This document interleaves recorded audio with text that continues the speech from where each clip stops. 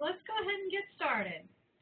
As I mentioned, I am Donna Bordeaux, and today's session for members of CCSA is dealing with minimum wage increases.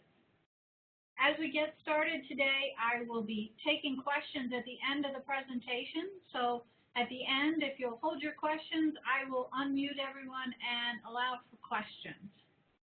Okay, so thank you. First off, let me introduce you to our team. I am Donna Bordeaux, as I said, with Bordeaux and Bordeaux CPAs. I am a CPA here. My husband, Chad, is also a CPA. And this happens to be Nancy, my mom, and my son, Zach. Now, he doesn't really work in the practice full-time yet, but he is still in school. If you hear any barking in the background, that's probably Dixie. She comes to the office with us every day and follows us from place to place and lets us know if the UPS man's here. I am physically located in South Carolina, just over the border from Charlotte, North Carolina, unless I'm on the road, and I do a lot of these broadcasts from other places as well, but today I happen to be at the office, so I am home in Charlotte. Our practice focuses on working with PYOP and ceramic art studios all throughout the country, so we run across a lot of different variations with minimum wages. I've got a little map here today that will show you the minimum wages throughout the country. Now, the federal standard for minimum wage is $7.25, but as you can see on our map, the darker the state, the higher their minimum wage. And topping out is Washington State at $11 an hour. So if you are lucky enough to be in one of these states, you've got to do a little bit of extra work to make sure that you're covering your costs of the increase in that minimum wage. So let's talk a little bit about why you might have issues with your wages. First off, as I said, it may be a state or a local. Sometimes these regulations are even set in by the cities. It may be a state or a local law that requires that you increase your minimum wage. Or it may be just a situation where you are having to pay a lot more in your area to get good help. And that is a very tough situation. We could spend a whole day talking about that. But we'll be talking specifically about if your wages are over what the percentage is that you would normally account for in a PYOP studio. Now, in studios, we like to see 20% labor or less. Now, what that means is if you take your total revenue and divide it by your gross wages, not including payroll taxes and not including the owner's pay, we would like that to be less than 20% or at 20% maximum. So if your labor costs are in line, that tells us that your pricing is probably okay from the labor side. You may have other cost of goods sold issues, but we're talking strictly about labor today. If you find that you have more in labor than that 20% magical number, okay, we got to do two things. First off, if you've had a minimum wage increase in your area, you must immediately raise prices to cover the minimum wage increase while you still have a good excuse. The reason that you're having to raise the prices is due to the minimum wage. You cannot wait until that's been in effect for a while and then raise your prices and expect the public to believe that it's based on your labor costs, because why didn't you do it before? So make sure that those two coincide. If you have a minimum wage increase coming and you know about it, your prices should be getting set to scale up at that point as well. It does not mean that you're hurting your customers' feelings because you're raising prices. You are in business because you have to earn a profit. If you don't earn a profit, you won't be there to benefit those customers and give them a great outlet and a place to go. Okay? If you wait and increase your minimum wage or increase your prices 6 months or a year after a minimum wage increase, the public's going to complain because they won't understand, because those two events did not coincide. You can't blame it on government intervention if it didn't happen when the government intervention happened. So make sure you are prepared to structure your price increase immediately upon that minimum wage increase going into effect. Right? If you have questions about how to do that pricing increase, I'd be happy to help. We'll be talking some more about these at convention. But please feel free to let me know, and I'll open that panel up for questions at the end. So the next big question is, how much do I have to raise prices? Well, we're going to back into this. If we know that your labor has to be at 20%, if your labor costs now come out to be 25% because you have that minimum wage increase, and you want to be in the same place you were before that wage increase, that means you'll take 25% minus 20%, and that leaves you in the whole 5%. Your prices must increase by 5% immediately. I know I've talked to many of you who have different situations regarding your labor. Maybe you don't work in the studio, so you've got to pay more because you're going to have a manager there in your place. Or if you have family labor issues where you're paying your family more than you might pay somebody off the street, hoping they care more about it than somebody just off the street. Or if you just plain old got an area that has a very high labor rate for its market and you've got a lot of competition, you've got to increase the pricing to accommodate this. So let's talk a little bit about what happens if you don't. What is your risk of inaction? That means that you're going to pull money directly out of your pocket from your profit and also devalue your business at the same time if you do not implement a price increase. I strongly urge everyone to look at price increases as a factor in doing business. If you've got a lease, every year your lease is set to scale up and your rent will increase every single year. Your prices should work the same way. I know it's very painful, and a lot of people have a lot of issues emotionally with raising prices for customers. But that problem usually duplicates and becomes even bigger when you don't raise prices, because then you're going to come to a point where you have to raise prices a lot to get yourself back in alignment. And we don't want you to have to make a monster price increase. We want you to have a little bit every year. So I strongly urge everyone to look at either February or August as great times for pricing changes. Those typically are 2 slower months for you. You have time to implement, time to reprice your shelves, update your computer systems. Have your staff help you. When you look at the pricing, make sure that the price is in alignment. It's good to go ahead and just do an across-the-board raise on your prices because your costs have gone up. But also, after you've done that, look at each piece in particular, especially your very popular ones.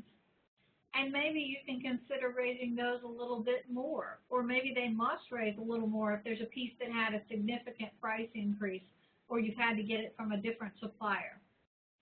So always be looking at your pricing to make sure that it's in alignment, because overall, if your pricing is not there, your profit will suffer and you will devalue your business.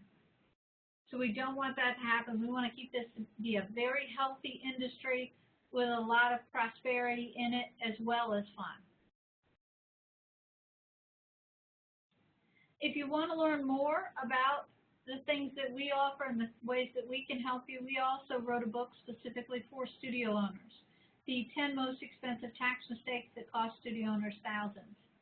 If you don't already have a copy of this, send me a quick email after we're done, and I would be happy to get it for you. Or if you go right to our website, we have a fill-in form there that you can request that the book be sent to you. If you find that the pricing is a struggle for you, labor is a struggle for you, or that you've just got some overall issues in how you're going to get to the next level in your studio, as I mentioned at the beginning, we specialize in working with studios, so our passion is to help them grow. I'd be happy to talk with any of you about how we can help your studio grow even more and help you get things back into alignment and give yourself a little bit of time back as well. If you have any questions, I'm going to give me just a moment and I will open up the mics. and we'll get on to some questions.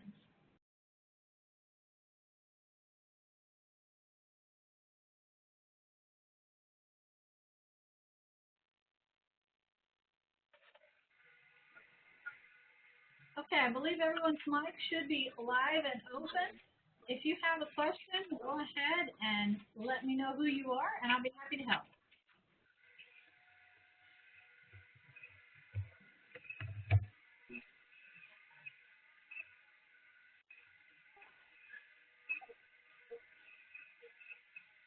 All right, are any of you in areas that have had minimum wage increases? Are you over the $7.25 federal rate? Yes. What state are you in? I'm particularly in Arizona. Arizona, yeah. You're at $10 an hour, so that's helpful. Have you raised prices to recoup some of that? We did. It was a 24% overnight payroll increase, and it was a tough pill to swallow. That's a big chunk of change. Yeah, that's huge. And did your customers understand why you had to raise the prices? They did, and that's been to your point. I think the fact that we did it immediately, people did understand because we weren't the only retailer raising prices, and so it was a very normal and accepted thing. I mean, of course, we still get those customers that will complain about pricing, but it really is, at the end of the day, it's kind of few and far between. Right. And I think you'll find that across the board in big businesses as well. So most all of your bigger businesses automatically, when they have these minimum wage increases, are going to have price increases across the board. So I think timing is very important. Agreed. Anyone else have any other states that have over the minimum wage from the federal standard? We're in Connecticut, and we're at 9.10, I think, or 10.10. 10.10, yeah. Yes. Yeah. And Betty, did you raise prices when that went into effect as well? Probably not enough. Okay. Well, we can look. Honestly, I do have a question. So most of my staff is over the minimum wage anyway, and what is the average increase for a hourly worker who has been with you over a year? That is a really, really big question, and I think we would find varying answers all across the board. It really just depends on your particular situation, and I would urge you to look at, instead of time that people put in, base your criteria for raises off of meeting and achieving goals. So I like to set up a performance pay structure. And it does make a world of difference if you have the right mentality of employee and you tell them, look, here's what your wage is right now, but these are the 5 or 10 things that I would like you to accomplish and demonstrate that you have a knowledge of, and that will be what you will use to achieve your next raise. Because we've all seen the people, they'll put in the butt time, and you may have 2 employees who've been with you for a year, and one is doing an outstanding job, and the other one maybe just, I'm not going to fire them because I need them, but they're not as good as the other one. How do you deal with that? And how do you structure to say, well, this person's going to get more than this one, and they've been there the same amount of time? That can create problems inside your labor pool as you talk. So I like to set more of a performance standard and let people go out who have the go-get-ness to go out there and get that raise by being able to perform at a higher level.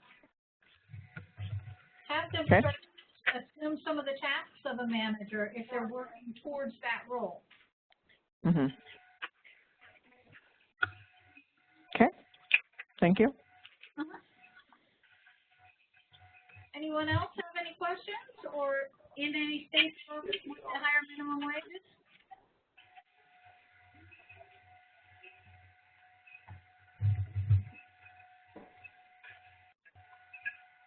All right. But keep in mind that some of the states are on a tier and they have raises set up going forward as well. So, like for example, I think it was just looking at maybe it was New York the other day, and they're set to go up every year. So keep in mind that you're going to have to also increase prices on a regular basis if you have one of those structures where the minimum wage is set to increase a little bit every year for a period of 5 years or whatever the time frame is. Okay? Nail down your structure of how you process price increases because you're going to have to do it again. All right. Are there any other questions?